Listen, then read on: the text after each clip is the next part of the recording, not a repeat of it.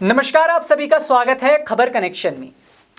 सत्ता में बने रहने का भाजपा का लक्ष्य हो या सत्ता में वापसी की कांग्रेस की कोशिशें, दोनों के लिए आशाओं का सूरज आदिवासी क्षेत्र से ही उदित होता है।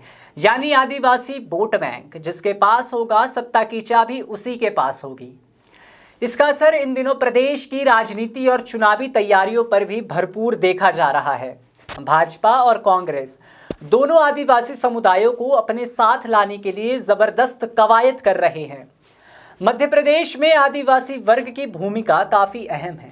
सरकार बनाने और बिगाड़ने में आदिवासी वर्ग महत्वपूर्ण रही है। साल 2003 के 15 वर्ष बाद जब आदिवासी वोट ने करवट ली तो भाजपा की सरकार चली गई। वर्ष 2018 में भाजपा की सीटें 32 से घटकर आधी यानी 16 बची।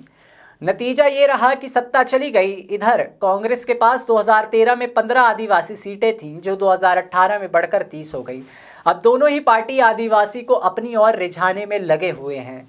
पिछले दिन प्रधानमंत्री नरेंद्र मोदी का शहडोल दौरा हुआ तो अब राहुल गांधी भी उसी जिले में ब्योहारी में अपनी जनसभा करने आ रहे हैं।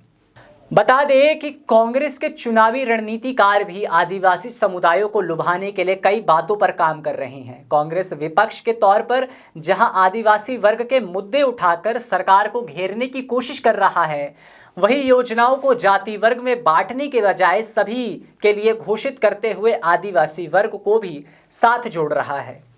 पिछले 2 दशकों में कांग्रेस पार्टी ने प्रदेश में मात्र 15 महीने सत्ता में रही तो उसके पास दावे करने के लिए तथ्य भले ही कम हों, लेकिन वह आदिवासी वर्ग के सम्मान और स्वाभिमान का सवाल लगातार उठाती रही। सीधी पेशाब कांड को कांग्रेस ने आदिवासी वर्ग के अपमान का मुद्दा बनाकर आदिवासी स्वाभिमान रैली भी निकाली। बता दें कि प्रधानमंत्री मोदी ने भाषण में आदिवासी वर्ग के लिए भाजपा सरकारों द्वारा किए जा रहे कार्यों को तो गिनाया ही, इसके साथ ही समुदायों के विकास से दूर रखने के लिए कांग्रेस पर आरोप भी लगाए। मोदी जब आदिवासी वर्ग के साथ जुड़ते हैं तो यह बताने नहीं भूलते कि देश की आज़ादी में आदिवासी वर्ग के महानायकों को कांग्रेस की सरकार ने विस्मृत करने का पाप किया है। अब भाजपा जनजातीय नायकों के शौर्य और बलिदान की स्मृति को देश के गौरव के रूप में पुनर्स्थापना कर रही है। मोदी आदिवासी समुदायों के लोगों से मिल रहे हैं, उनके व्यक्तिगत रूप से चर्चा भी कर रहे हैं। बता दें, उनके साथ भोजन करने से लेकर उनकी लोक कलाओं से जुड़ रहे हैं। उनके दौरे का पड़ोसी राज्य छत्तीसगढ़ और राजस्थान में भी आदिवासी समुदायों पर निश्चित रूप से खासा प्रभाव देखने को मिलेगा।